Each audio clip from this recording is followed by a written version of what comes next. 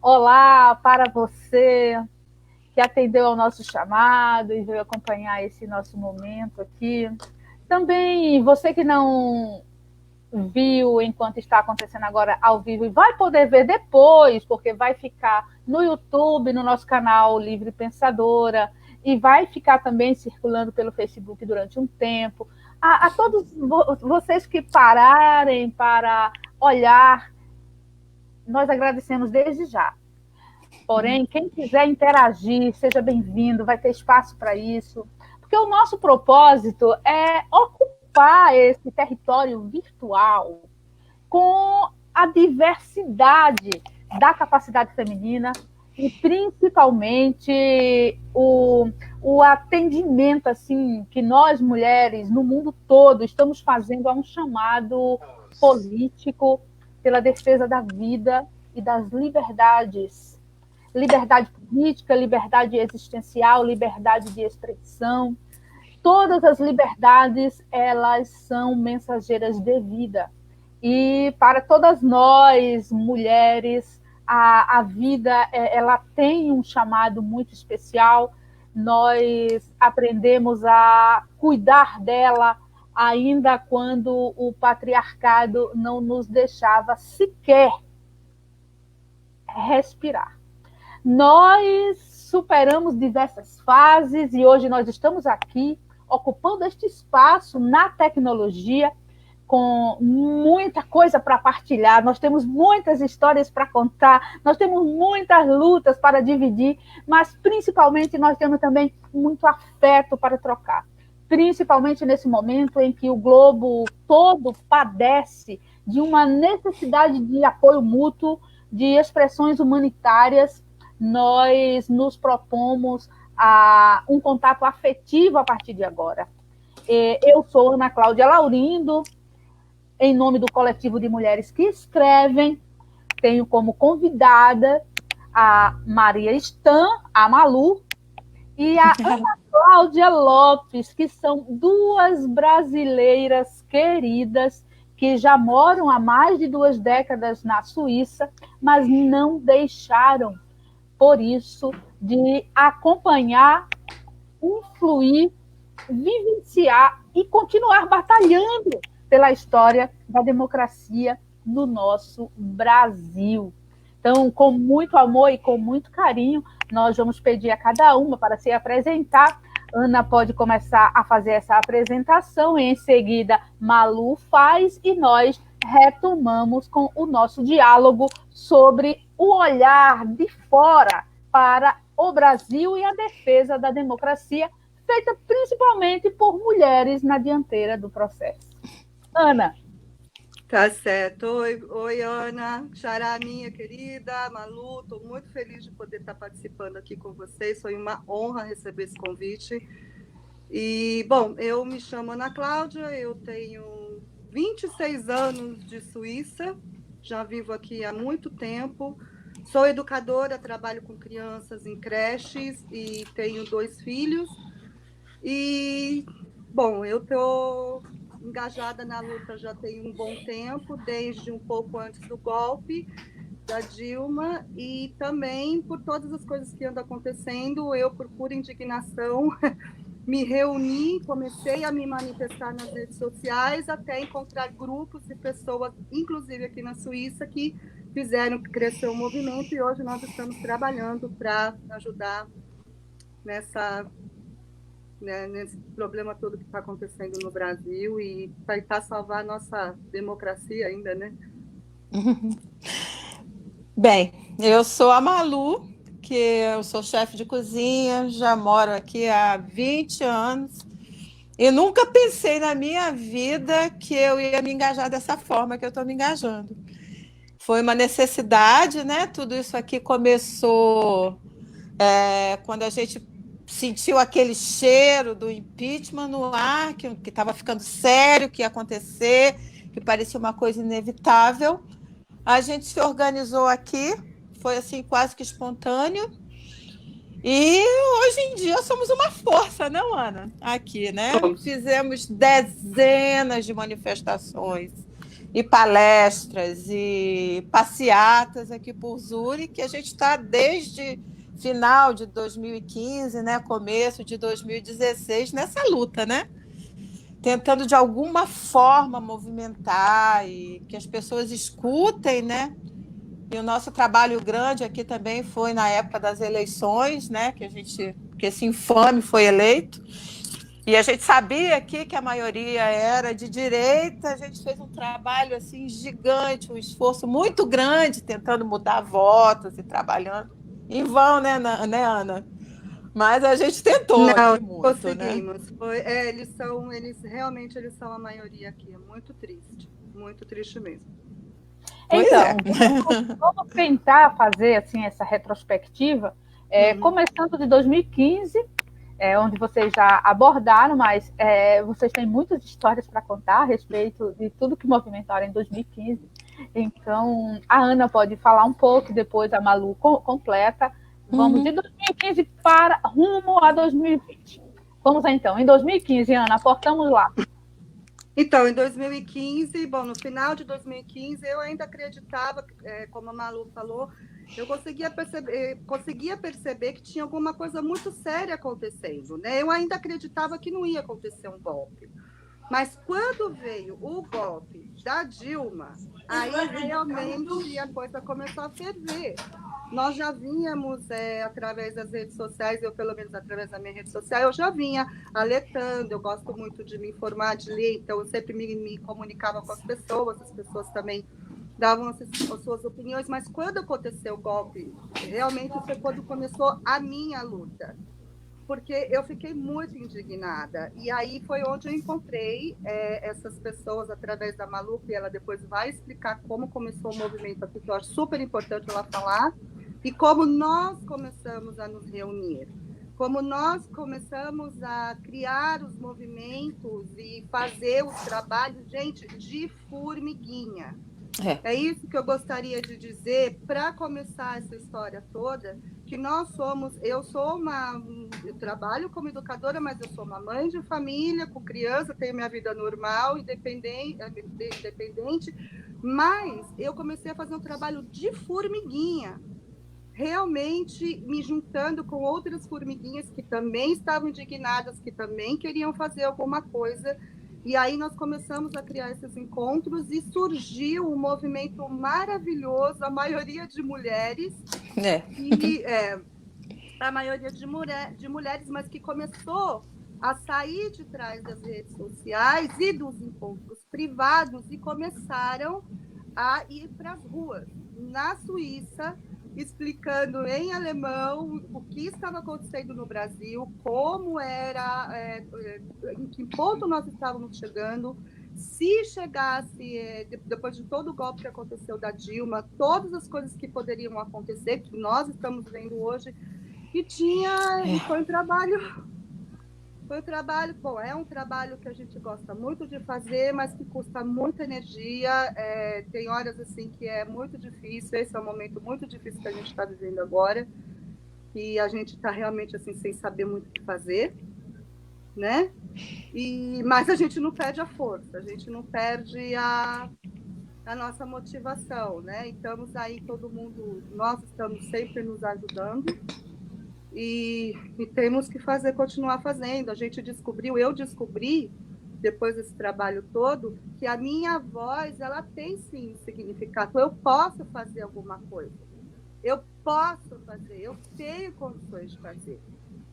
Se eu achasse que eu ia ficar aqui na minha vida, na Suíça, vivendo a minha vida normal, tranquila, sem me meter, eu não conseguiria ter a minha consciência tranquila, e eu não vou permitir isso, não é uma coisa, né? Então, tem que seguir trabalhando.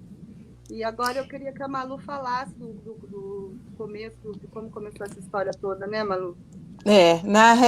Foi isso que a Ana falou, né? Foi tudo muito espontâneo. Foi uma indignação crescente, que o primeiro ato começou comigo, mas daí o negócio tomou um corpo sozinho, né? As pessoas foram se engajando. Mas foi uma indignação crescente que eu resolvi assim que não dá mais para ficar calada, e eu queria ir lá para o meio de Zurique com uma bandeirinha, com uma faixa, com meus filhos, com meu marido, para gritar da indignação antes do impeachment, né? Que a gente estava desesperado com isso. Não era possível, eu estava vendo aquilo tudo acontecer e essa lava-jato nojenta acompanhando tudo aquilo, né? Um monte de desmando e ninguém fazendo nada. E eu sei que eu resolvi chamar duas pessoas que eu nem conhecia, mas que eu conhecia aqui do meio cultural, né? Que mexia aqui um pouco na Suíça, que é a Jessie Martin, né? Grande guerreira, e que já fazia muita coisa, né? Ela faz aqui a Afrovorre, que é a Semana Africana, que envolve um monte de trabalho, um trabalho lindo dela, né? Ela é percussionista. Que eu tinha participado eu levei os meus filhos para participar de um workshop de capoeira, e também quem eu chamei primeiro, meu Deus do céu, foi a Magali, que também ela está aqui na cena da música, né, e da cultura. Eu sei que daí a gente começou a se encontrar e a ver como é que ia ser essa manifestação. E, no final, foram 150 pessoas que a gente colocou na rua do nada, assim, espontâneo mesmo. Cada um trouxe a sua faixa, levamos atabaques e fizemos ciranda, fizemos um auê, né, no meio de Zurique. Foi o primeiro. E daí a gente se profissionalizou. Né? Começou a fazer palestras na universidade, e começou a organizar passeatas, e começou a organizar barracas de informação. A Jessie, que é incansável, ela montou na rua mais movimentada de Zurique, a mais cara de Zurique, a Bahnhofstrasse, montou barraquinha de informação do que estava acontecendo no Brasil, com panfleto, e a gente ia lá chamando as pessoas, explicando, né, o que está acontecendo, que a gente precisa de ajuda aqui. E foi assim, né? E ali a gente conheceu boas pessoas e aproveitou também muito desse ódio que está crescendo aí no Brasil, né? Que tomou conta do Brasil, né?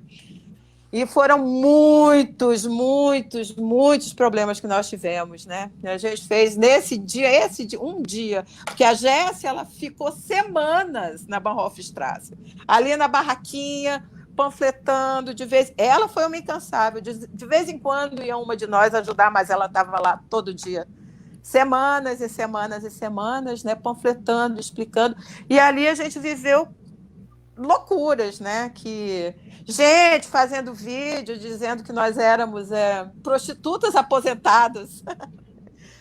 Juro por Deus que estávamos ali atrapalhando o Brasil, levando falando mal do Brasil. Foi desse jeito, né? Essa foi a menor coisa que a gente viveu. E daí para cá, né, nos organizamos, né, e fizemos muitas coisas, passeatas, protestos e palestras. É isso. Estamos aqui ainda, né, Ana? Estamos. Lutando. Vamos continuar. Vamos continuar. Essa luta aí, mesmo que pareça ter sido uma luta inglória, mas ela não foi, né? Porque ela criou um movimento que subsistiu mesmo ao impeachment, né? Porque vocês continuaram, as brasileiras, entre outros brasileiros, fazendo a denúncia de todo esse quadro Sim. aterrorizante que nos tomou. Depois do impeachment da Dilma, e quando o Temer ocupa o Palácio do Planalto, e começa o desmonte de tudo que tinha sido construído pelos governos anteriores. Como é que vocês sentiram o seguir da carruagem brasileira aqui? Muito triste, viu? No dia do impeachment, o João Willis estava aqui. Uma figura maravilhosa ele, né? Muito. Ele fez 2 palestras, uma na universidade e uma outra menor, assim, só mais para militância. E foi aí que a gente viu como a coisa estava feia no Brasil, porque O João Willis, a gente teve que pedir proteção policial para ele aqui, porque foram tantas ameaças, assim, foi uma coisa assim, absurda. Quem ameaçava? Brasileiros? Brasileiros dizendo que ele não representava nada nem ninguém, que ele era um pervertido, essas coisas absurdas, entendeu? Ele nessa palestra dele, eles já estavam reunidos e eu não lembro mais por que motivo eu ia chegar um pouco antes, mas eu estava passando pela estação central, esperando uma amiga para ir para a palestra do João Willis, quando veio esse grupo de brasileiros com bandeira brasileira, vestidos de verde e amarelo, na época... Enfim, e eles pararam perto de mim, eles não sabiam que eu era brasileira, e eles pararam perto de mim e começaram a falar do que ia acontecer, do movimento que eles estavam fazendo para atrapalhar a palestra do João Willis. Eles iam realmente fazer baderna lá. Um absurdo. Eu escutei tudo. Olha, gente, é incrível, né? Eu estava lá, escutei tudo. E eu sempre tenho essas coisas que eu estou mais ou menos na hora certa, nos momentos certos, né, Malu? Verdade. Eu sei que eu acabei entrando em contato com o pessoal e eles tiveram que pedir ajuda para a polícia, proteção para a polícia, para o João Willis. E essas pessoas acabaram entrando no evento, mas elas foram convidadas pela polícia a se retirar. Foi. E isso foi no do João Willis, mas outras manifestações que nós fizemos, outros trabalhos, eles se organizavam para vir atrapalhar. Né, Malu? As nossas passeatas, entendeu? É uma coisa absurda, sabe? Aqueles grandões, homens fortes, de 2 metros de altura, no meio das nossas passeatas, tentando atrapalhar. Assim, é uma coisa, entendeu? Eles não se organizaram para fazer alguma coisa, sim, para atrapalhar o que a gente estava fazendo, né? Querendo abafar o nosso grito de indignação. Uma barbaridade, né? E viam ainda homens, né, Malu? Homens, porque sabiam que a maioria das pessoas que estavam fazendo as movimentações, as demonstrações e tal, enfim, eram mulheres. Família, então, né? Família. Então, eles vinham realmente para intimidar a gente. Para a gente realmente pegar a nossa bandeirinha, os nossos ir embora. Ir embora, mas a gente... não deixava, né? Insistiu, E foram dezenas de manifestações aqui. Violento e misógino, faz parte dessa configuração fascista que, infelizmente, ela se espalhou. Para você ver, a gente estava ali, né, dando informação, conversando com quem quisesse na Bahnhofstrasse, sem obrigar ninguém a parar e conversar com a gente, né? Alemão, português, espanhol, cada um falando, informando. E eles pararam ali e fizeram um vídeo dizendo que nós éramos prostitutas. Porque a forma como essa configuração de gente... Para agredir, né? Para agredir mulher, desqualificando, né? Desqualificando corpo, sexualidade... Enfim, é o fascismo que se configura nesses atos, nesses gestos. Mas o que eles não contam nunca é que nós, mulheres, já rompemos séculos de resistência contra todas essas perseguições. E hoje nós temos uma força inata, é uma força que nem a violência vai controlar, porque nós não queremos. Nós queremos viver e queremos seguir fazendo política pela vida, pela liberdade. É porque é tanta lambada que a casca ficou grossa, né? Não Sim, nós temos que aprender com a história. A história é para isso. Mas aí nós fomos tendo vários agravantes no cenário político brasileiro, porque um certo deputado carioca, ele começou a investir na aparição nacional e internacional pelo caminho fascista da agressão a categorias, a grupos, e começou a projetar uma visibilidade extremamente nefasta através dos recursos da agressão, do linguajar chulo. E nós chegamos à campanha à presidência do Brasil com a imagem de Jair Bolsonaro como presidenciável. Qual foi o impacto desse cenário nas progressistas brasileiras? Gente, o que eu vou dizer para você? Foi assim algo assustador. Foi assim, primeiro que não dava para acreditar, né, que isso estava acontecendo. E que ele iria se eleger, porque uma figura como Jair Bolsonaro, a gente imagina, não é possível. Não é possível que essa figura nefasta alguém vai votar nele de verdade, né? Mas aí a gente viu a construção, toda a desconstrução do Lula, a perseguição. Não, tudo começou, eu acho que na realidade tudo começou com aquela história de não vai ter Copa, não vai ter Copa, não vai ter Copa. Aí depois foram aquelas passeatas, né, pelo aumento da passagem de ônibus. Aquilo tudo ali já estava muito estranho, né? O que era aquilo, né? Uma coisa era contra o Brasil. Como não vai ter Copa? Tudo montado, tudo pronto, e aí não vai ter Copa? Entendeu? Que se discutisse isso antes, né? Não ali na hora que a Copa estava acontecendo, né? E a gente vendo essa desconstrução, né? E o ódio crescente, né? Mesmo o fascismo crescente que a gente viveu aqui, né, Ana? A gente sentiu esse ódio aqui na pele, né? Bastante. Muito, mas muito. Uma coisa louca. Mesmo nas nossas redes sociais, eu fiz o Facebook para soltar as minhas receitas e fazer as fotografias das férias para a família e tal. Aí, quando começou essa loucura toda, eu falei, não, eu vou abrir, vou botar só informação, porque sabia que as minhas amigas aqui precisavam dessa informação, né? E, assim, vendo também o crescimento dos evangélicos e essa coisa louca, sabe? Que eles...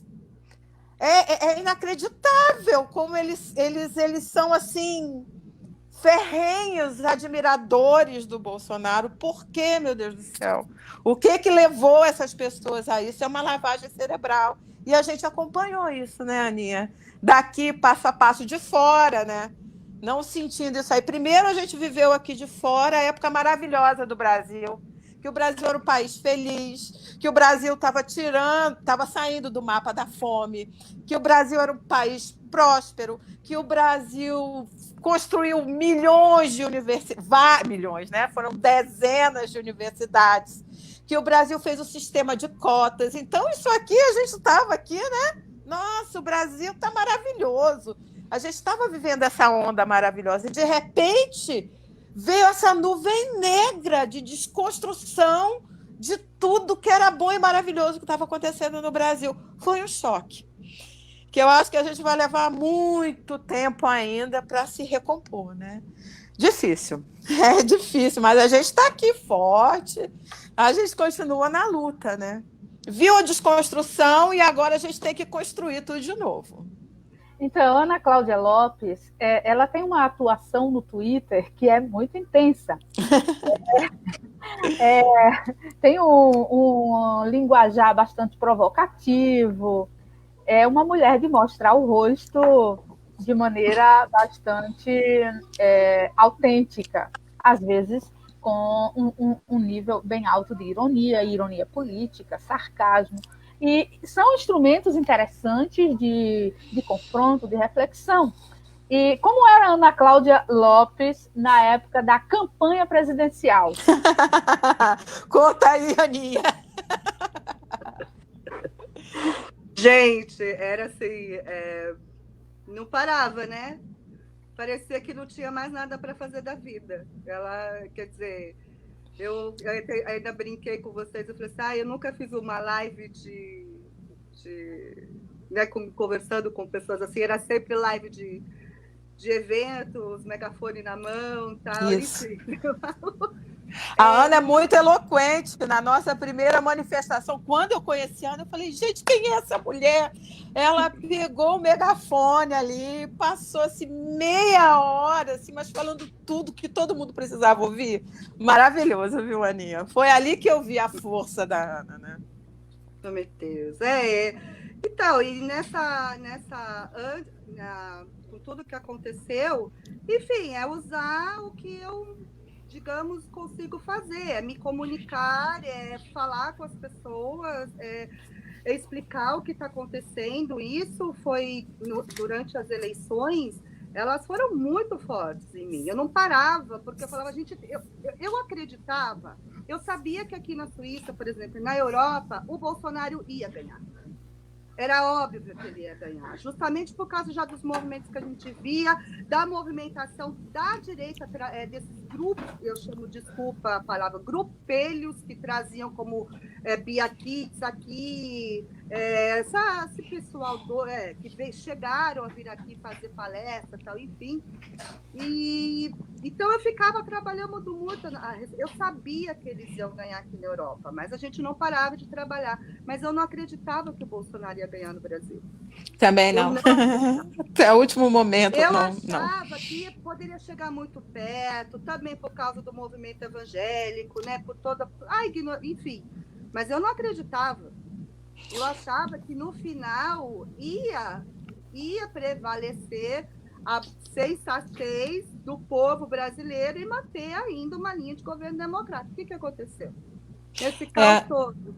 Eu até hoje eu acredito que essas eleições não foram lícitas. Até hoje, porque eu não consigo entender como é que Dilma não se elegeu senadora. Entendeu? Em Minas. Né, que todo mundo esperando, né? Ela estava ali com intenção de voto, de repente a Dilma não se elegeu. Mas nós tivemos uma abstenção muito alta e os disparos de WhatsApp, eles convocaram esse caráter de ilicitude a essa eleição. E, assim, a chegada do fascismo, que encontrou um cenário onde se tornou efervescente, com todo respeito e fazendo ressalva aos evangélicos de esquerda, aos evangélicos antifascistas, que estão organizando movimentos de religiosos de esquerda com muito fôlego. Eu participo de um fórum onde a representação evangélica ela é intensa. Então, assim, eu agradeço muito a esses amigos por não generalizar quando usamos o termo evangélicos, mas nós sabemos no seio evangélico, que cresceu muito no nosso país, as ideias de Bolsonaro e as fake news, principalmente aquelas que apelavam para o moralismo, para a defesa da família, mostrando aberrações sobre kit gay, pedofilia. Então, foi um investimento barato em termos de moral e muito caro em termos de dinheiro, que nós sabemos depois que tudo foi confirmado, né? Existiu fraude eleitoral, sim, através do Caixa 2, dos disparos de WhatsApp, sim. Mas o nosso país entrou na era do vale tudo. Então, conseguiram eleger Bolsonaro. E aí, o que aconteceu na Suíça com as nossas guerreiras da democracia? Continuamos lutando, né? Eu acho que a última coisa que a gente fez aqui contra o Bolsonaro foi quando ele veio aqui para o G8, né? Que ele veio aqui para o G8 e nós fomos até o hotel que a comitiva dele se hospedou aqui em Zurique. Entregamos, porque esse nós não fomos até a polícia, né? A gente foi assim espontâneo, né? Para dizer que a gente ia fazer alguma coisa. Nós levamos uma cesta de laranja para eles, nos vestimos todas de laranja, a gente escreveu um ele não gigante com laranjas na frente do hotel, entendeu?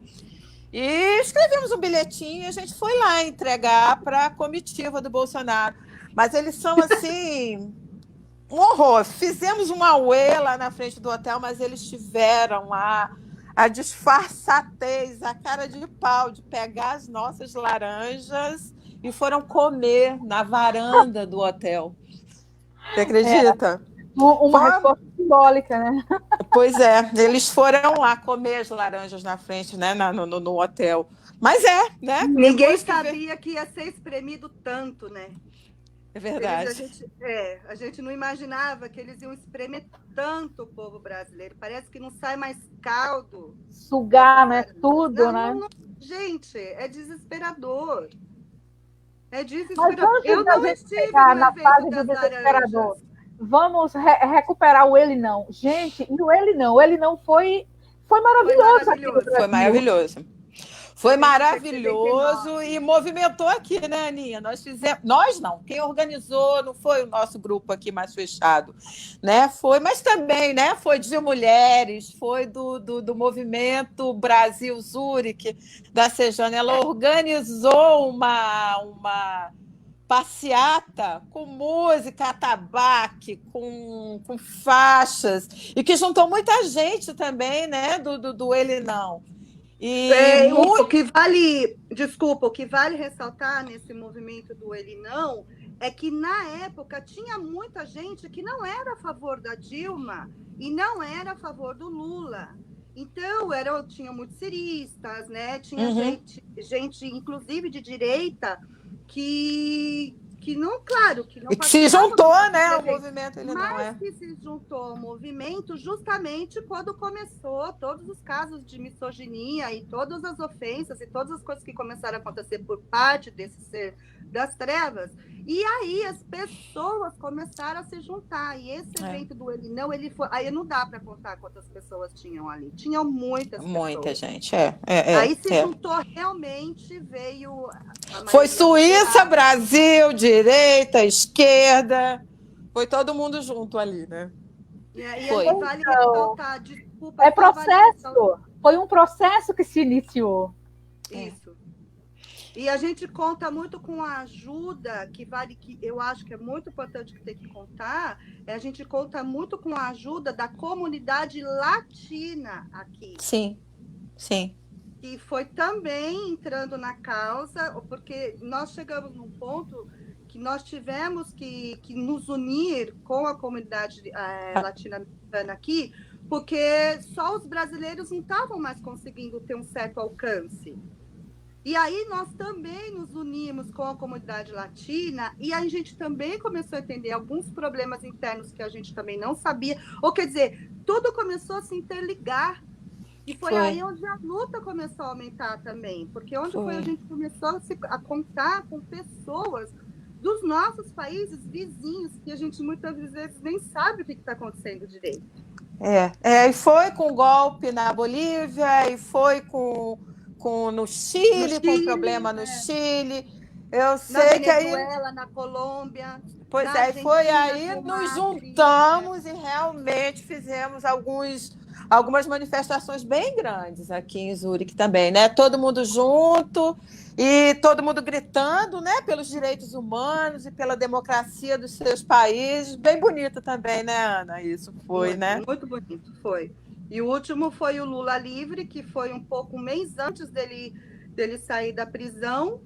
E aí, quando aconteceu o evento, nossa, aí nós ficamos... A gente não se aguentava, né, de tanta emoção, porque foi aí que a gente percebeu que esse trabalho de formiguinha, começando por uma dona de casa, começando por uma mãe indignada, que foi juntando, que foi colocando as suas opiniões através das redes sociais, que foi encontrando pessoas, reunindo grupos, criando movimento, a gente sabe que a gente teve uma voz muito importante.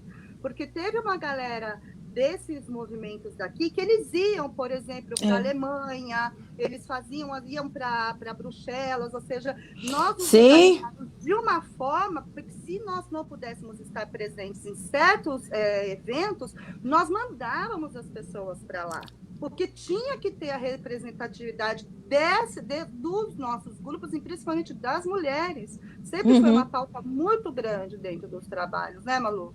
Sim, sim, sim. E aí a coisa foi, né? Nós fomos nos juntando aos outros grupos da Europa, né? Que é a resistência, né? São os grupos pela democracia da Europa. São muitos, são muitos. E aqui na Suíça mesmo, cada cantão tem o seu, né? E a gente se junta e a gente vai, quando elas organizam alguma coisa em Genebra, a gente vai lá. Quando tem alguma coisa em Berna, a gente vai lá, né? A gente vai se unindo. E as pautas também se alargaram, de uma certa forma, né? Que aí não era mais só a democracia, o movimento LGBT, era o feminismo, as feministas juntas, né, pela causa, né, feminista, e também a causa indígena, que é muito forte aqui. Tem grupos, né, que se engajam no problema, né, dos indígenas do Brasil. Quer dizer, a coisa vai crescendo. Você não imagina como você consegue formar uma teia assim tão grande, né? Só pela vontade de resistir, né? É impressionante. Tem essa e aí pronto, nós somos solidárias entre nós e é uma rede de empatia também, né? E aí acaba que a gente se ajuda e quem está triste, deprimida, arrasada, a gente conversa. Quem precisa de um apoio mais assim efetivo, né? A gente também ajuda, virou uma rede solidária, né? Como eu Virou acho que tem que ser. uma grande família pela luta. Então, esse processo, ele também tem um caráter assim de reconstrução, não é, da pessoa, da identidade, da subjetividade. Ele tem uma força de segurar uns aos outros em um momento de prova coletiva, como Sim. nós entramos nesse circuito da prova coletiva, mas antes de nós chegarmos na questão da pandemia, como é que vocês aí iam vendo a perda de direitos que foi acontecendo aqui, uma atrás da outra? Porque quando a gente estava com foco em uma perda, já anunciava outra. Nós não conseguíamos olhar para um lado somente, porque é como uma metralhadora giratória distribuindo balas e matando assim as nossas lutas, as nossas conquistas, direitos de todas as áreas. E como é que vocês viam aí esse desmonte brasileiro já com Bolsonaro presidente? Eu acho assustador, né? Já começou com o Temer, né? Essa PEC de deixar lá como é que é a PEC?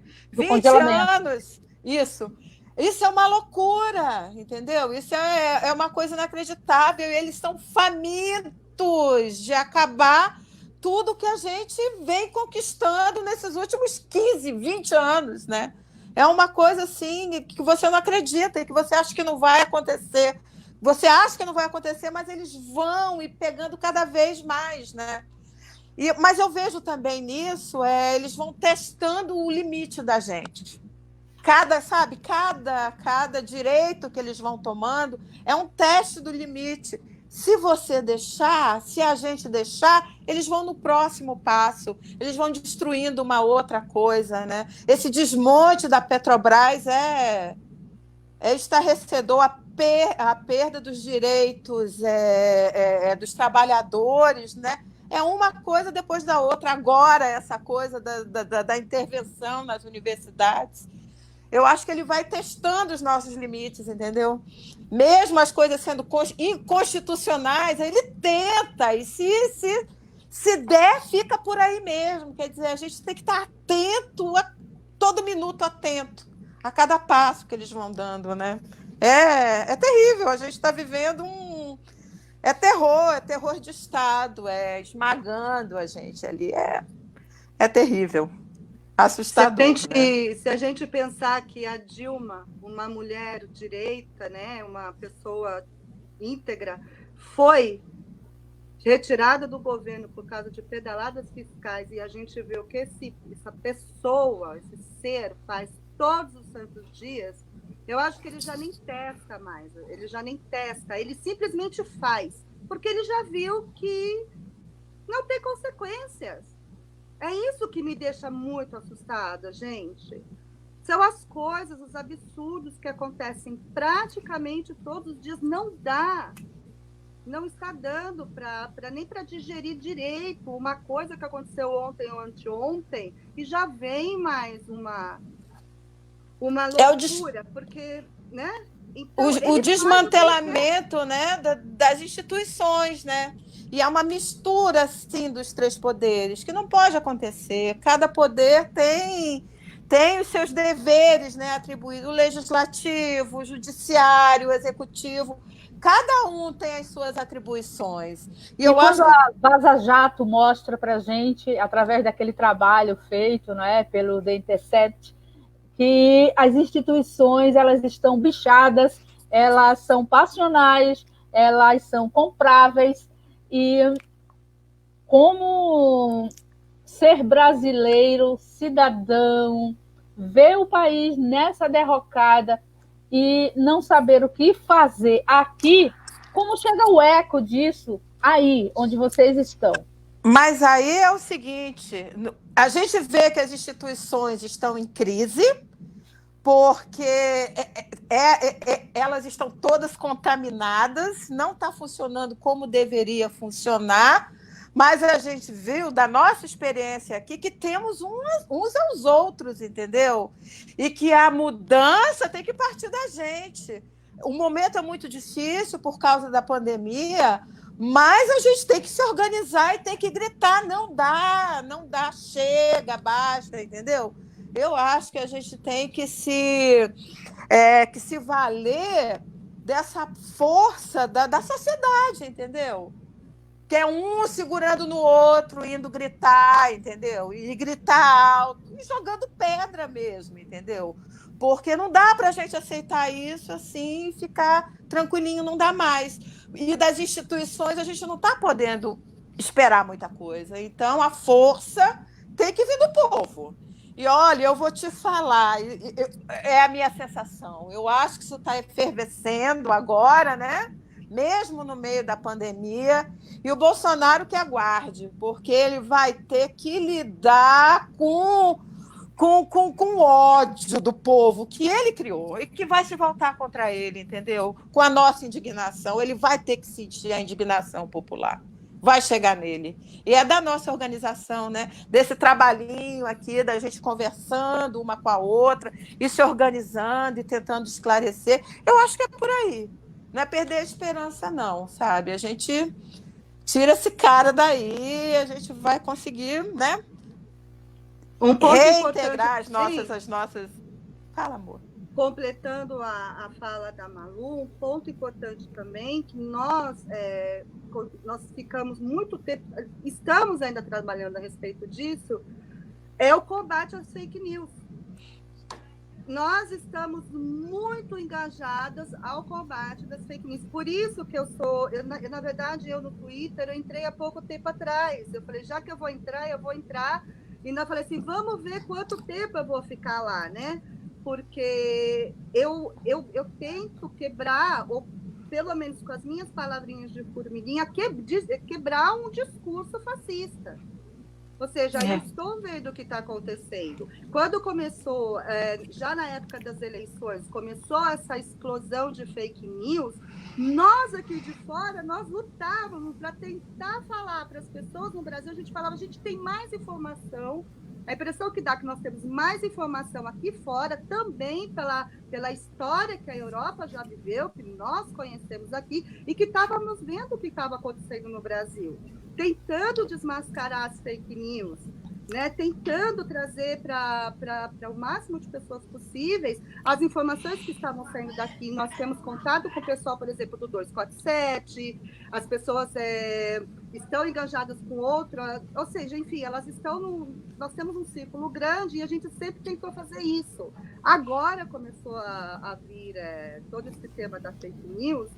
E, por um lado, é gratificante saber que as pessoas estão acordando. Elas estão realmente vendo, muitas delas, que elas foram enganadas. Se bem que eu acho que não tem pessoas que são enganadas 100%, porque quem quiser essa informação está aí, né? Então, é complicado, é difícil dá um sentimento... Ana, mas essa coisa das fake news é informação fácil, mastigada, que entra na cabeça sem você ter que pensar. E você sendo ali bombardeada com aquela informação, não é uma, duas, são 50 ali no dia na sua cabeça. E isso te contamina, ainda mais a pessoa que não tem essa capacidade de reflexão, por falta de informação, entendeu? Por não conhecer a história, por não ter se informado. entendeu? Então, essa coisa das fake news foi essa coisa batendo ali na sua cabeça. É só a imagem, é só a música, é a dancinha, é a piada. Aquilo você absorve, né, de uma forma muito fácil, né? E vira verdade, porque aquela mentira contada 1 milhão de vezes vira uma verdade. Eu estou vivendo ainda, porque a maioria que eu vi que não tinha jeito, eu cortei da minha vida. Sabe? Eu fui tirando, eu fui peneirando, mas tem algumas pessoas que eu falei, gente, eu não posso. Eu vi os filhos crescerem, entendeu? Essas pessoas viram os meus filhos crescerem. A gente tem algumas afinidades e algumas coisas assim, experiências amorosas, e você não acredita que essa criatura que você conviveu e que você ama, entendeu? Possa acreditar nesse tipo de notícia falsa, entendeu? E começar assim a odiar tudo que você fala, a odiar você também por conta disso. É assustador. Então são só 2 pessoas que eu mantive assim das minhas relações que votaram no Bolsonaro e que continuam ainda repercutindo, entendeu? Em cima das fake news que ainda, né, são muitas fake news e continuam repercutindo e tal. Eu insisto. Essas 2 amigas queridas, que elas sabem quem elas são, se elas estiverem vendo aí, queridas, por favor, mudem a sua cabeça. Ainda é tempo. Ainda é tempo de salvar a tua alma, porque eu acho que esse bando de alma penada vai queimar no fogo do inferno. Não é possível.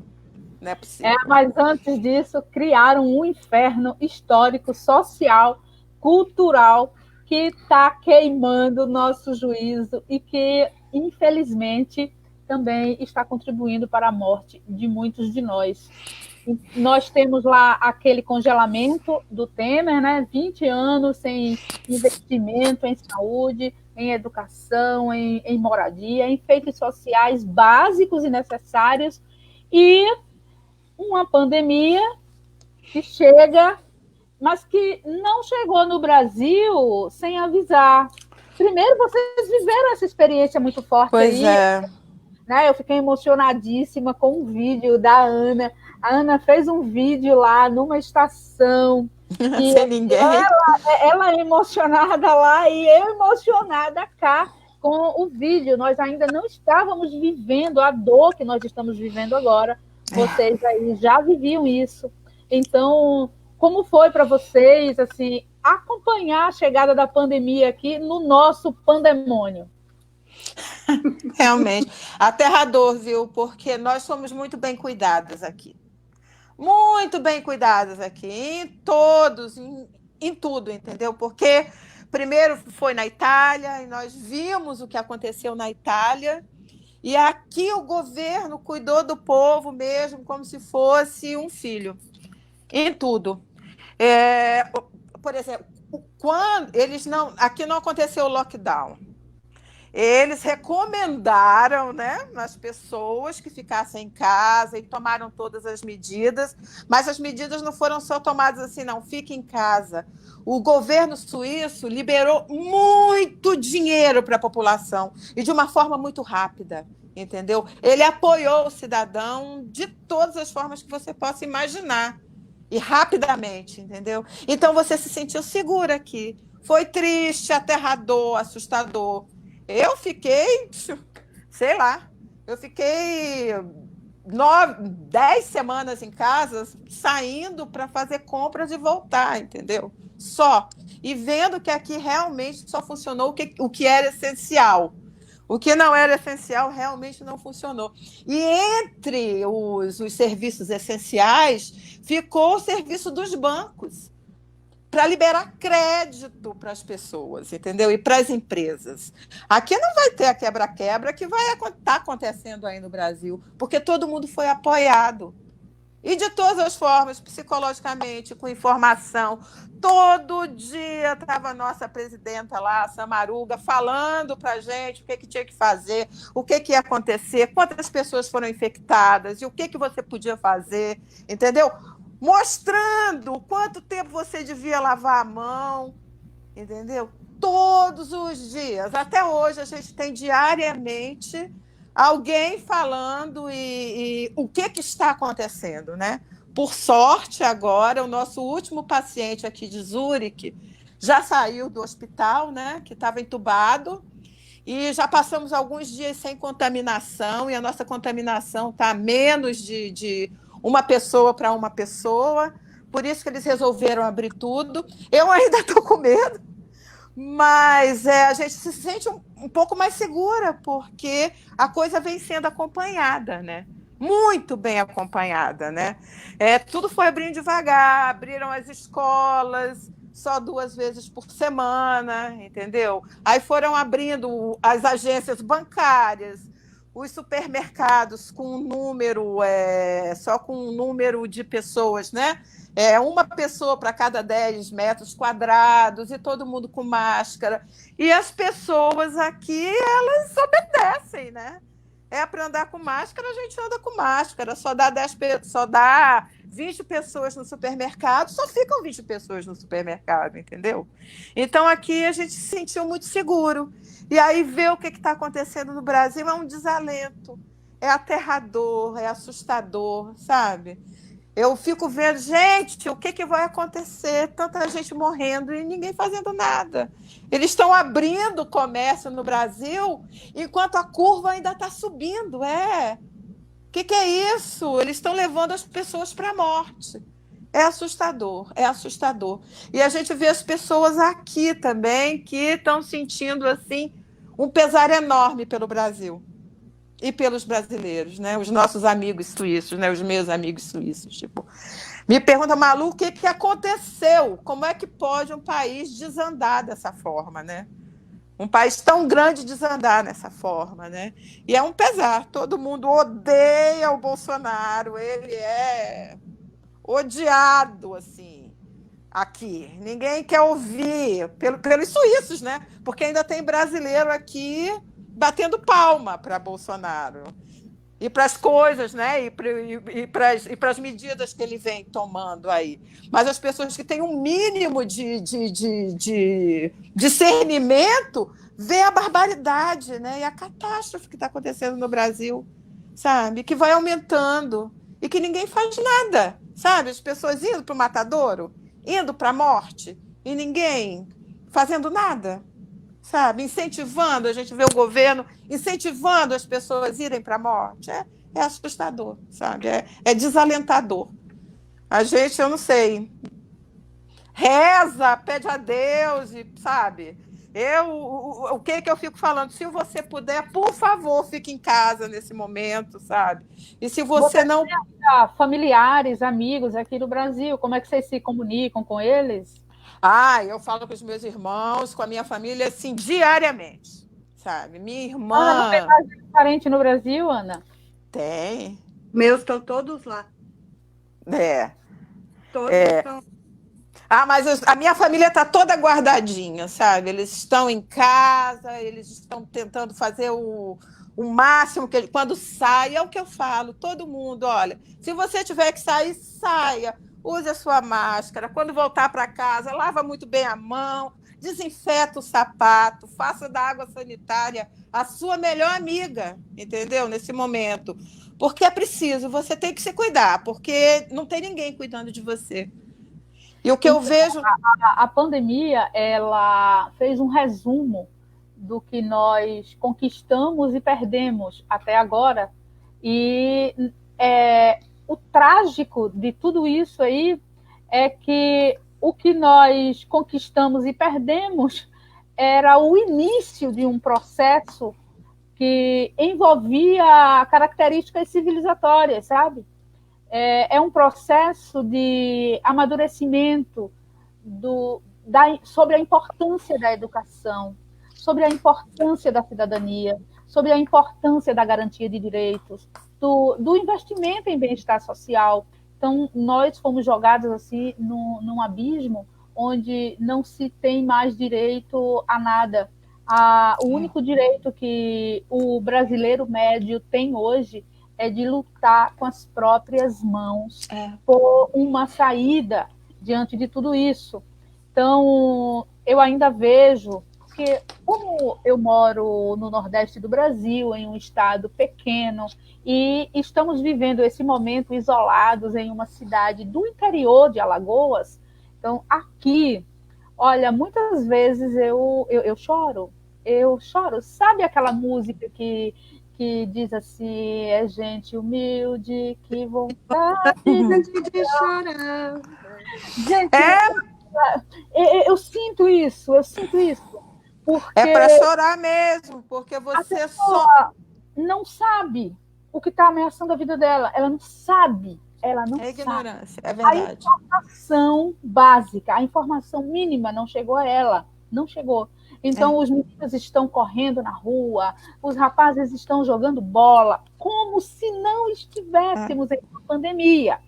Nós saímos de casa para fazer as coisas necessárias. Já não vou à padaria, agora o pão é caseiro. Eu fiquei com uma vontade de comer. Trigo. Precisamos comprar algumas coisas para sobreviver. E nessas saídas, o que eu vejo diante desses olhos que ficam muito tristes é a ingênua ignorância do nosso povo. É o não saber mesmo, não saber. Não mas tem você escolha se acredita ou não. Ele não tem escolha. Ele foi impedido de ter acesso a essa informação mínima. E agora, com isso, a sua vida em risco, a vida dos seus familiares em risco. Então, aqui. Agora, Ana, o que eu acho também que foi o que faltou e o que falta no Brasil é a formação do cidadão, ele saber o direito que ele tem. Entendeu? Ele tem o direito de ficar em casa e de não se expor a esse perigo, entendeu? Ao perigo do vírus, a morrer. Ele tem esse direito. E o governo e os governantes têm que dar como essa pessoa ficar em casa, guardada, se cuidando, para não perder a sua própria vida, entendeu?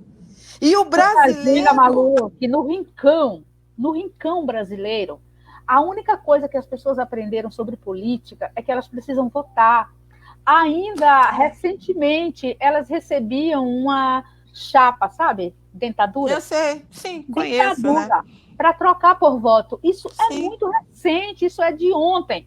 Então, não, querida, pé de sapato. Você ganha o tênis agora e o outro pé ganha depois das eleições. Do direito? Não tem, não tem.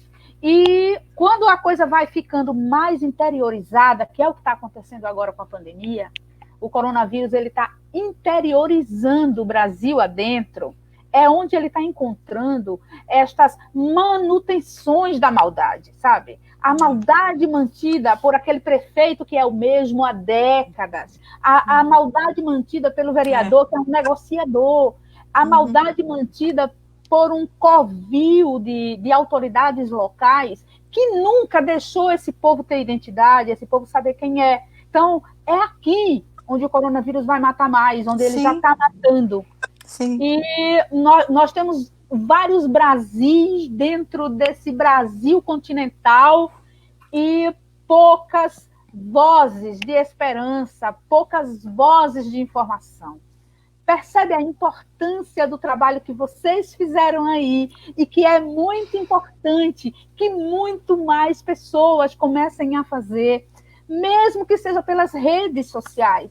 Mas nós temos o nosso povo amigo entrando em depressão. Nós temos o nosso povo se sentindo só, se sentindo sem esperança, se sentindo vencido. São exemplos como o de vocês e como este trabalho que a gente tenta fazer, de sempre estar assim, com a esperança na ponta da língua. Porque a gente precisa sobreviver à pandemia e a Bolsonaro. Mas, gente, uma coisa anda junto com a outra, né? A gente tem que sobreviver aos dois, mas eu acho que a vida está na frente, sabe? Eu acho super importante ir para a rua agora, do jeito que está indo, mas que a pessoa vá para a rua e que vá se posicionar com responsabilidade cidadã. Com a distância, com a máscara, com o álcool gel, com tudo isso. Porque é necessário também, mesmo nesse momento assustador. E realmente o brasileiro ele está foi deixado na sua própria sorte.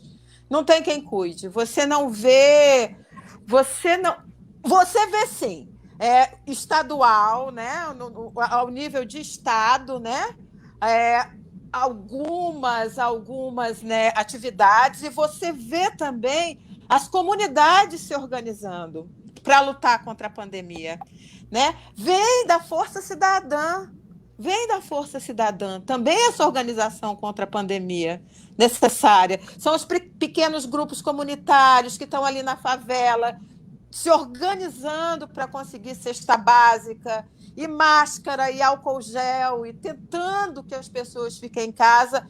E você vê que o governo federal, né, que devia estar organizando tudo isso, lavou as mãos. Não quero saber. Ao contrário, está empurrando o povo para a morte. É assustador. É assustador. Isso foi um assunto muito sério e muito triste essa semana aqui, depois do relaxamento de uma quarentena que praticamente não tem no Brasil, porque é uma quarentena que depende de cada um é que está fazendo por si próprio, né? Isso é que é o mais difícil. E a repercussão dessa manifestação que teve, esse protesto que teve na praia de Copacabana, no Rio de Janeiro, Não me fala nisso. Ela teve uma repercussão automática aqui na Europa. Olha, eu vou falar uma coisa para vocês. Eu sou uma pessoa muito emotiva, eu choro assim muito fácil, mas eu tomei até assim, porque são duas coisas que me fizeram chorar muito. Chegar no descaso, gente. Chegar no descaso de ter um protesto pacífico e aparecer seres do nada, que parece que sai do meio das trevas, para fazer aquele espetáculo que a gente viu, que rodou o planeta inteiro. O que sai aqui nos jornais na Europa, inclusive eu tinha até separado 2 artigos rapidinho, mas deixa para lá, é que o governo do Brasil, ele simplesmente está com total descaso pelas vidas do povo brasileiro. Ou seja, não interessa. Morre quem tiver que morrer. É isso que está saindo aqui. Eu quero salientar isso porque é extremamente importante, porque até pouco tempo atrás escutava-se falar muito da pandemia no Brasil, os números aumentando e tal, mas não se fixava tanto os olhos no que estava, como que estavam tratando o assunto no Brasil. Começou através das loucuras do governo Bolsonaro, por tudo que ele já vem feito, tentar atacar cloroquina goela abaixo das pessoas, né? Que foi um caso assim, que repercutiu demais aqui também. E agora, todos os casos de racismo, de pouco caso, são vidas descartáveis. Os jornais eles têm usado esses tipos de palavras, vidas descartáveis. E isso é muito importante, está saindo agora, principalmente na comunidade internacional, porque as pessoas realmente agora estão conseguindo perceber, estão conseguindo entender que nós temos um genocida no poder. Isso é muito sério. Tem que dar o nome certo para as coisas, né? É um genocídio que está acontecendo no Brasil. A gente tem que dar o nome aos bois. Aqui na Suíça, nós temos um contingente muito grande de refugiados, exilados, de países do lado leste, onde houve genocídio, onde as pessoas não tinham para onde ir, a Suíça resgatou. É muito importante falar que esse momento que está acontecendo no Brasil, principalmente comparado com a América Latina. Eu morei na Argentina. Eu morei 3 anos na Argentina, né, na época da Cristina Kirchner. Eu voltei, quando a crise estava começando, eu voltei para cá. E depois que o Macri entrou, eu também já ficava indignada com as coisas do Brasil e também com a Argentina, porque eu sou muito apegada com as pessoas de lá também, né? Gosto muito da cultura, enfim. E aí você vai pegando e vai mostrando na Europa o que está acontecendo lá e tem que dar um nome aos bois, sim. Isso é extremamente importante. Agora, uma notícia que demorava 2, 3 dias para sair nos jornais locais aqui, ela sai automaticamente. Eu saio para trabalhar de manhã, você tem os jornalzinhos grátis que estão dados, eles são dados por toda a cidade, você pega o Brasil pela primeira página. Outro dia eu fiquei indignada. Todo mundo assustado, né? Consternado com a situação do Brasil. E isso é onde nós temos que usar esse momento agora e não ficar quietos. É onde tem que usar essa força, porque o que vocês falaram é muito importante, mas eu acho que as pessoas, infelizmente, por mais que não tenha tanto acesso à informação, ou pela ignorância, ou sabe Deus, elas perderam. Elas estão perdendo a capacidade até de sentir qualquer coisa. É chegar no momento de dizer, bom, se tiver que acontecer comigo, vai acontecer. Porque não tem apoio de lugar nenhum. Como é que vão relaxar e abrir shopping center? Esse povo vai fazer o quê em shopping center? Não. E o assustador é a burrice extrema. Porque a gente sabe, né, Ana, das experiências aqui que a gente vem acompanhando, que vem acontecendo no mundo inteiro. Eu queria falar uma coisa a respeito disso depois, só para deixar, porque eu quero dar nome a certos bois também, eu acho muito importante. É que a gente vê o que está acontecendo no mundo inteiro. Se você não parar com essa contaminação assim descontrolada, a coisa vai continuar de eterno. Você tem que parar um tempo e controlar, entendeu? E ver onde é que está o problema. Aqui na Suíça agora, eles já estão procurando ativamente os casos de coronavírus, entendeu? Tipo assim, eles abriram as escolas e tal, mas algumas escolas eles já começaram a testar todas as crianças para ver qual foi a criança que já teve contato com corona, e indo lá na família, ver se tem alguém que já foi contaminado, entendeu? Já está assim, ativo. E aí no Brasil, e aí sim, né?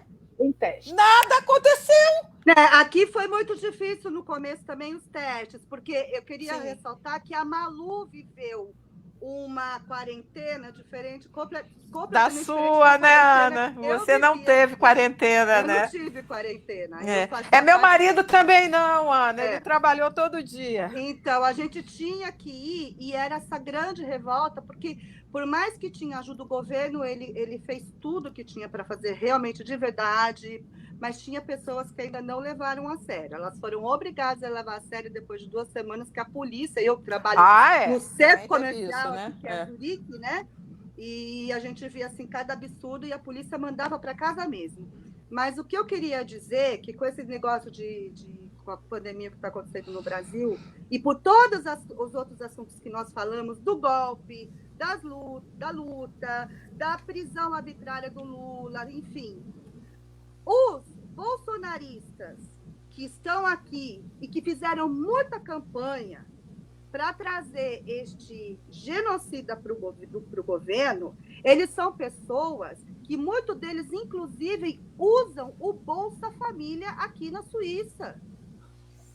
Nós temos que deixar as coisas muito claras. A Suíça tem Bolsa Família. A Suíça, ela caminha, claro, a gente não pode comparar com o Brasil.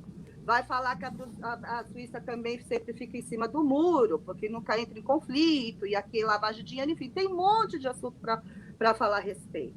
Mas em relação aos brasileiros que votaram, que fizeram campanha, existe muita gente. Olha, gente, isso para mim era o que mais me deixava doida, porque a gente sabe que são pessoas que, inclusive, viviam até do Bolsa Família aqui. Da ajuda do Estado, né? Da ajuda do Estado. Porque o Estado não vai deixar uma pessoa passar necessidade, nem as que não têm papéis, porque existe até organização para isso, para as pessoas que moram até ilegais aqui. Não, um detalhezinho dessa coisa da Bolsa Família. Aqui você recebe uma ajuda por filho da família, igual. Se você tem um salário alto, ou se você é o diretor de um banco, ou se você trabalha você é um trabalhador braçal, você recebe uma ajuda para cada filho. pode ser até 200 francos, e que chega aí Zurique, 250, e que chega aí até um máximo por mês. Tem uma quantidade máxima que eu não sei ao certo. Mas todo cidadão recebe, sabe? E aplaude, e agradece. Quem pode, guarda aí para o futuro do filho. Quem não pode, usa no dia a dia, entendeu? No dia a dia. É dignidade. Como é que as pessoas podem ser contra um Bolsa Família no Brasil? O brasileiro que apoiou o Bolsonaro para o Brasil e mora aí, ele se beneficiou disso, dessa Exatamente. E batalhou para que aqui tudo fosse perdido. Exatamente. E sabe o que deixa dá revolta, viu? Revolta muito. Ainda, essas pessoas, a maioria tem filhos. Essas crianças, elas vão na escola normalmente com outras crianças, porque aqui na Suíça é assim, as crianças, elas vão desde o filho do refugiado, do trabalhador braçal, até o filho do político, na mesma classe. Juntas. Não existe uma separação de classes, ou não existe nada disso. Escola de graça, excelente, para todo mundo. Escola de graça, você só tem que comprar a mochila da criança, porque o resto recebe-se tudo da escola. As crianças aqui, se elas vão, quando elas entram no jardim da infância, que é a partir do momento que elas são obrigadas a ir à escola, antes disso elas não são, se elas não mudam de casa, se elas não mudam de bairro, elas vão ficar nessa turma com o jardim da infância até o 2º grau. É como que eles também olham para construir no processo da formação social da criança, emocional, os amigos que acompanham. Então, gente, e eu fico indignada porque os brasileiros, muitos deles, a maioria, porque ganharam aqui, não só na Suíça, como em outros países da Europa, destruindo essas coisas. No Brasil, como assim, se eles aqui têm experiência? Aqui, recebe, acha bom, acha maravilhoso ter toda essa proteção social e não quer que o brasileiro tenha, eu não entendo isso também, sabe? Porque tá dando peixe, porque tá alimentando o vagabundo, sabe? Então, são coisas assim que eu falei, gente, não. Quando eu comecei a perceber, eu falei assim, não. Pessoas que eu conhecia e fazendo discurso fascista, eu falei, não. Então, aí eu acho muito importante falar isso. E hoje tem muita gente arrependida, porque a maioria desse povo aí está vendo o que está acontecendo no Brasil, não está podendo visitar a família não pode vir para cá, porque agora saiu essa semana que a Europa e a Suíça estão fechando para os brasileiros, não vão poder. Isso significa um grande problema financeiro no Brasil. Mas essa é a grande burrice, Ana, que eu fico pensando. Não se controlou a pandemia, estão deixando o povo morrer. Quem é que vai investir num país no meio dessa confusão? Ninguém. O dinheiro está saindo do Brasil, ao invés do Brasil estar trazendo investimento para eles, o dinheiro, o capital está fugindo do Brasil, entendeu? É muita burrice. Tudo que eles podem. Aí eu me pergunto, Malu, será burrice ou nós temos um projeto que ainda não conseguimos nominar? Eu tenho discutido assim, com os pares que não consigo ainda nominar o projeto de poder político que Bolsonaro está batalhando para construir, porque todas as análises que já são feitas em cima de exemplos que já existem, históricos e tal, sempre tem um caráter que não se encaixa perfeitamente. Você pode fazer um paralelo do que nós chamamos hoje de bolsonarismo com movimento fascista, nazista, integralista, ditadura. Encaixa, mas não todo. Existe sempre um elemento que escapa. Bolsonaro, ele batalha por materializar uma espécie de dinastia no poder, onde ele traz os filhos todos encaixados em instâncias legislativas, tá? E instâncias que eles não respeitam, que eles não fazem por onde. Filho eleito vereador, que não está lá na vereança, que está lá no Palácio do Planalto, dando pitaco onde não deve.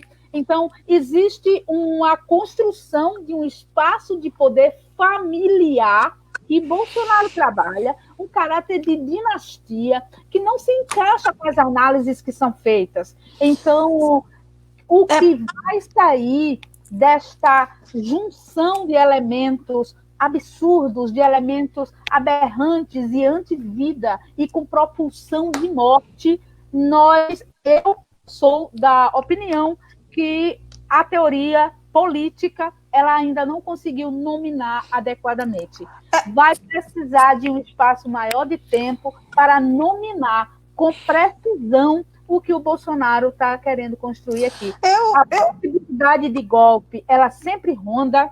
O medo de que nós não tenhamos um pleito em 2022, ele é real desde real, sim. Direito. Sim. Elegeu o Bolsonaro, diz, nossa, quando será que vamos ter uma eleição novamente? Isso ronda desde o momento do resultado da eleição. E aí nós estamos precisando ter o conhecimento disso, a visão disso, o debate disso e segurar um fio de esperança, porque senão nós caímos no precipício. O que eu acho é que o Bolsonaro ele é uma peça desse tabuleiro, dessa nossa elite podre, que só está interessada em acumular para ela. É um grande capital mesmo, entendeu? E o Bolsonaro é uma peça ali, que ele é um ditadorzinho, ele quer virar um ditador. O sonho do Bolsonaro é virar um ditador. Sabe? Eu não sei até quando isso vai ser interessante para essa nossa elite podre. Entendeu? Porque que o Bolsonaro quer criar essa dinastia, mas o que anda saindo muito claro aqui também é sempre o nome do Paulo Guedes. As pessoas deixam o Paulo Guedes. Eu acho que o Bolsonaro ele ainda é menor do que o Paulo Guedes. Olha quantos elementos que eles irão ficar, eles irão, mas no momento eles geram uma sensação de caos muito grande, inclusive para teorizar esse nosso momento.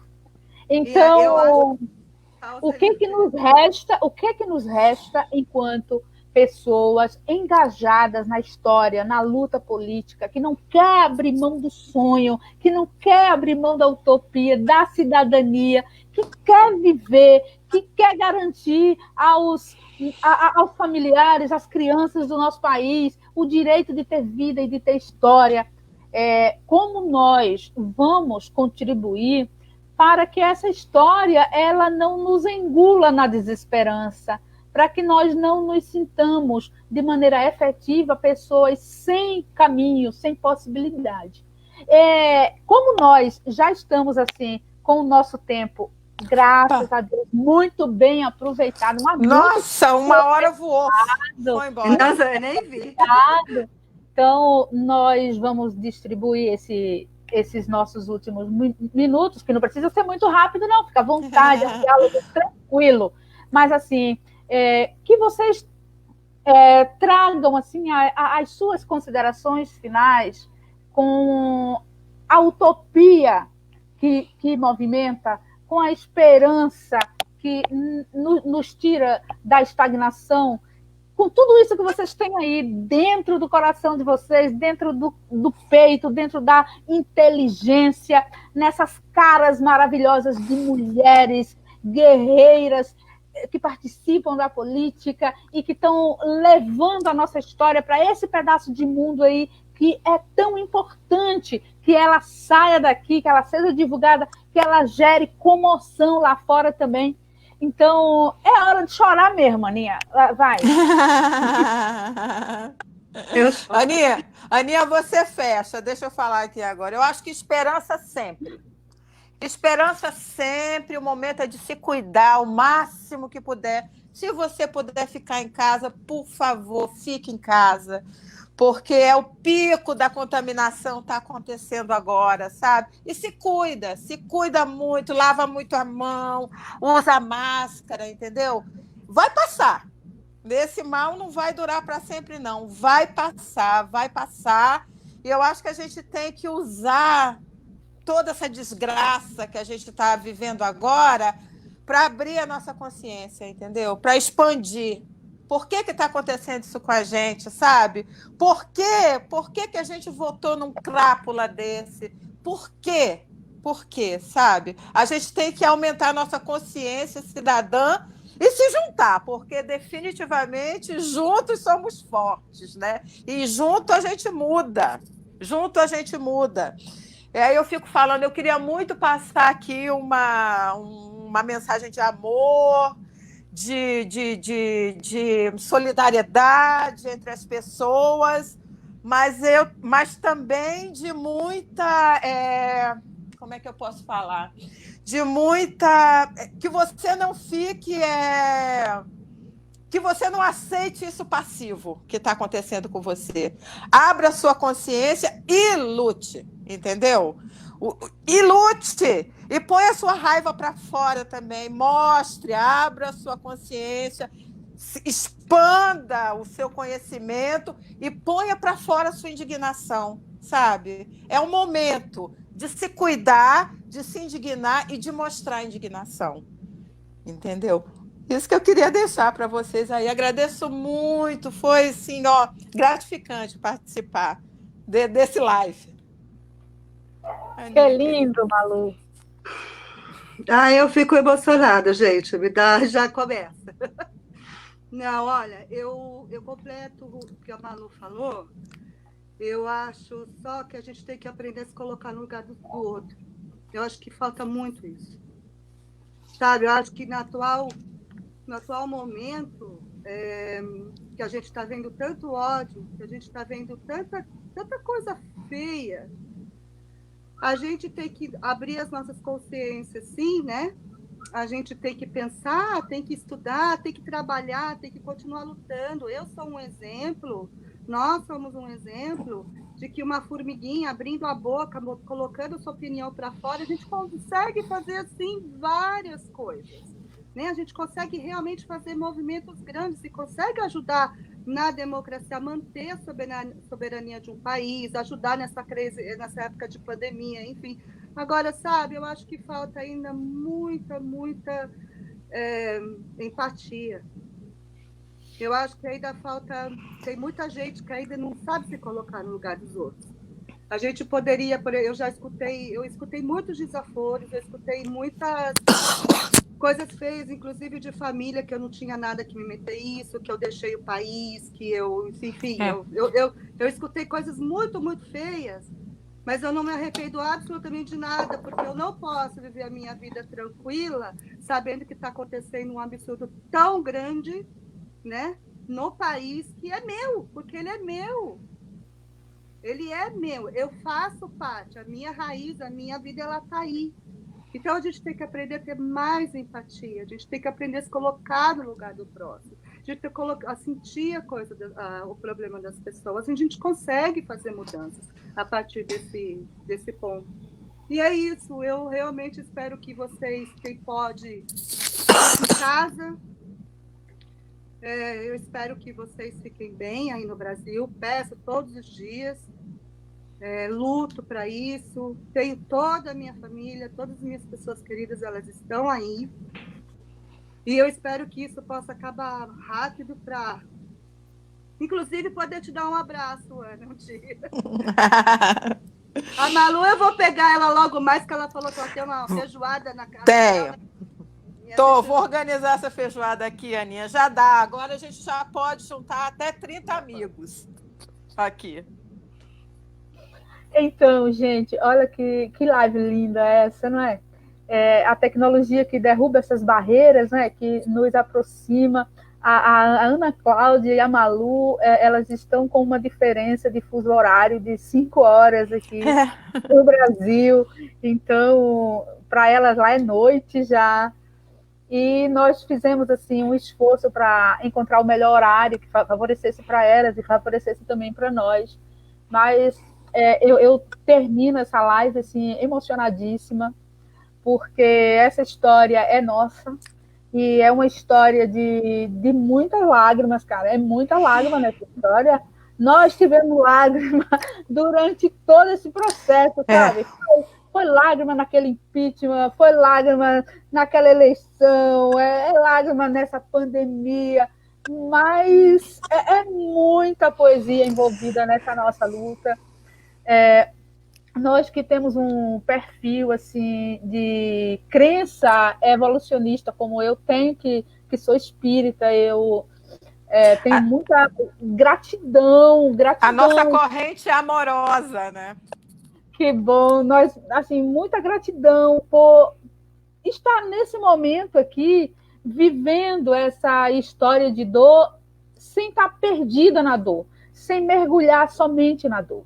Porque nós temos um amor assim tão grande, sabe, pela vida e pelas pessoas e pelos seres. Sim, e nós acreditamos que a vida ela não tem fim, que nada sai da vida, que a vida se modifica e se renova. Isso, para mim, não é justificativa para a inação, é força para não cair na dor e emborcar nela, porque mesmo quem morre está vivo em espírito, e viver para fazer o melhor é a motivação de quem acredita na continuidade da vida.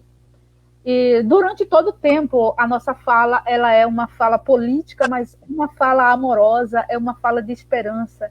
E para as nossas grandes companheiras aí na Suíça, um beijo do tamanho desse universo, sabe? Obrigada, querida. Muita gratidão para todas as companheiras e para os companheiros que também acompanharam a live, que se pronunciaram. Olha, muita gratidão. Nós formamos, por certo, nesse momento, um foco de energia que se expande. E a vida ela é operosa, ela sabe beneficiar os seres com as energias que o amor emite. Que sejamos guiados pelo amor. Que assim seja. Um beijo grande. Obrigada. Obrigada, viu? Lá no nosso canal, lá, Livre Pensadora. Quem quiser ver depois ou compartilhar. E nós vamos continuar em contato, hein? Porque os nossos corações vão se distanciar. Isso, querida. Prazer enorme. Muito obrigada. A todos. Obrigada por tudo, viu? Beijo.